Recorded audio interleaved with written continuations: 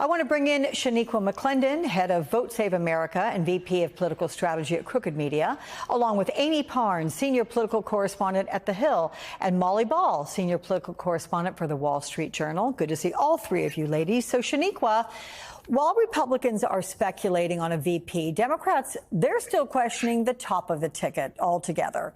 Let's take a listen to Representative Seth Moulton, who I spoke to in the last hour, one of the Democratic lawmakers publicly calling for President Biden to step aside.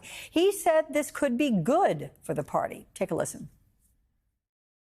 Democrats are showing that we are a much more vibrant party. We're willing to question ourselves. We're willing to change strategy if that's what it takes to win. And at the end of the day, because we understand the stakes are so high with defeating Donald Trump and literally saving our democracy, we're going to be united behind our nominee, whoever he or she is.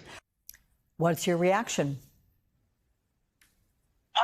While he has his opinions as to whether or not Joe Biden should step aside, I think his analysis on looking at the polling and thinking there needs to be a new strategy is spot on. Something that I really insist on when I think about the volunteers that we work with who are mobilizing to try to get to elect Joe Biden is polling should be what dictates what we're doing, not telling us an answer right now. We still do have 4 months until Election Day.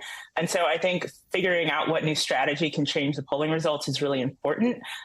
It's also really important for the campaign to understand that even if polling hasn't shifted a ton since the debate, Joe Biden should be beating Donald Trump by a lot. You know, it's actually disheartening that it's this close, but someone who we know is a convicted felon, who's had multiple accusations of sexual assault and actually been found liable in one instance. So there's a lot to be done, but I think Seth Moulton actually hit a lot of things on the head, except I did not agree with him about kind of overlooking Vice President Harris.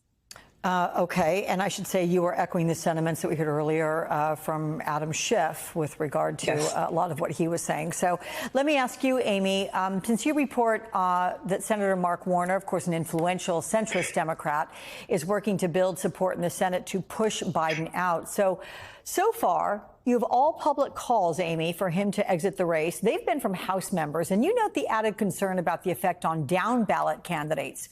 Where does that concern fall in the reasons for lawmakers asking Biden to step aside?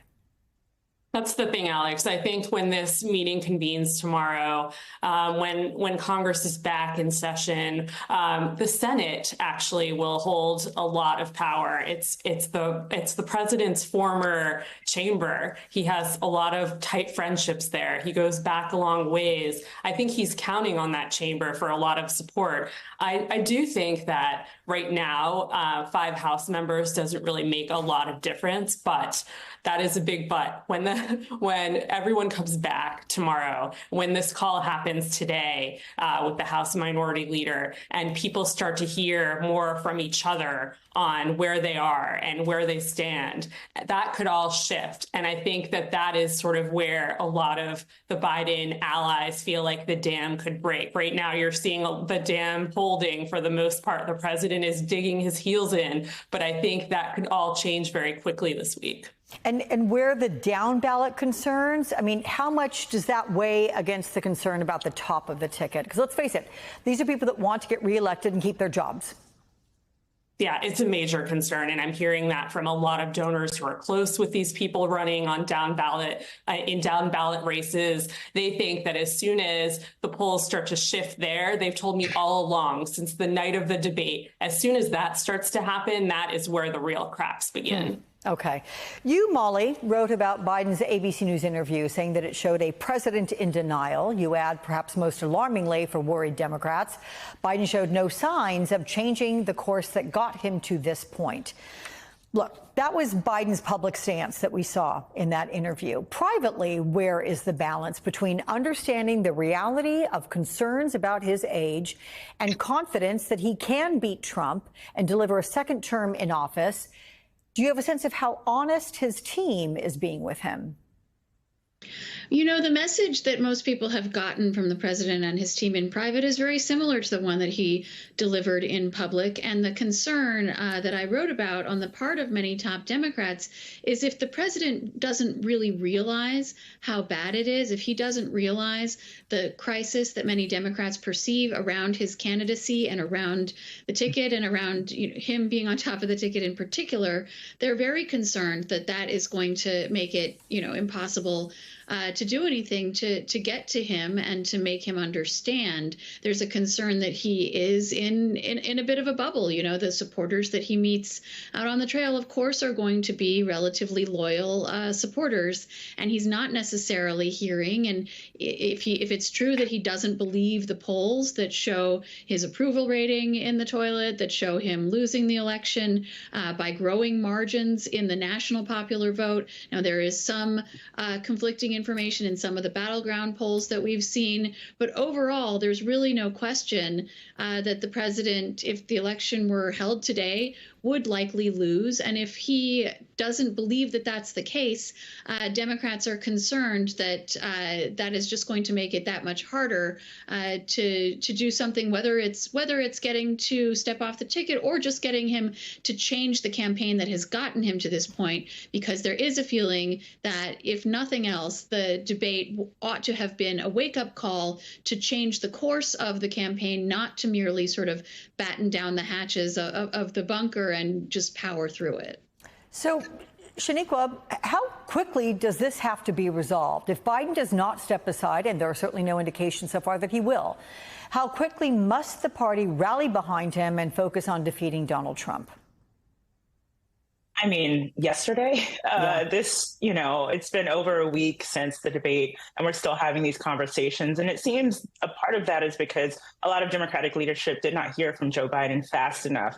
And so they were going to get questions from the media either way, and they had to start answering those questions. But it definitely needs to be resolved before the Republicans have their convention next week. This will be the center of what they talk about. They're going to have a field day with it if it's not wrapped up. And so I think it's really important for the campaign to continue on as steady footing as possible for them to figure it out very quickly. And Amy, as we turn to the Trump campaign, the Washington Post reports that he's starting to review language for the 2024 Republican platform that may not include as strong anti-abortion language as activists were hoping for, including possibly abandoning the party's call to amend the Constitution. So this has caused so much tension that some conservative leaders have warned of a split within their coalition. Are Republicans between a rock and a hard place here? Because they know being too extreme on abortion is a losing issue with independents. But could they also not anger some of their base into staying home on Election Day?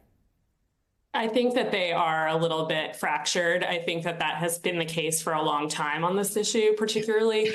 So I think that'll be interesting to see how they resolve this. But I mean, everyone I've spoken to this week has just enjoyed, and I know that Representative Dingell made this point earlier when she was interviewed, but I think they're enjoying this so much right now on the Democratic side, which is another big reason why the Democrats need to figure this out quickly, because these issues like abortion and all of that, they're just falling into the backdrop right now. They are unified behind their candidate, and they're pointing fingers at Democrats and saying, you guys are the ones who are fractured. So I think this all needs to be resolved very quickly so these issues can be at the forefront. I think that is one of the big reasons why Democrats are really trying to find answers quickly before the convention begins. Do you, Molly, think focusing on abortion, even perhaps more than the threats to democracy, could that be key to victory for Democrats?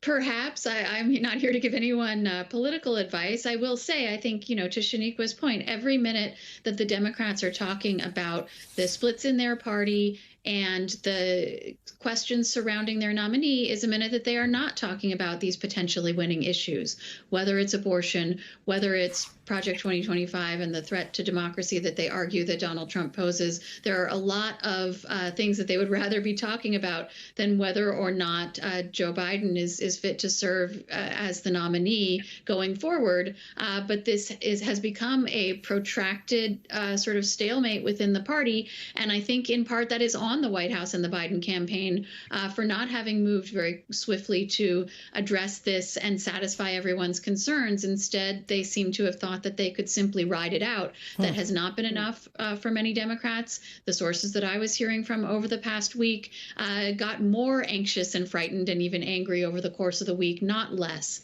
And so as these lawmakers come back to Washington, they're going to want to get some answers, or they are going to seek a change. And that is going to be the conversation that really consumes us here in Washington until it is resolved. And it is going to be at the expense of putting some other message forward by the campaign. Well, look, on that. Hey there, MSNBC fans. I'm Luke Russert, and be sure to join me, Rachel Maddow, Jen Psaki, Lawrence O'Donnell, Steve Kornacki, Joy Reid, and many more September 7th in Brooklyn, MSNBC Live Democracy 2024. Click on the link for ticket information. We will see you there.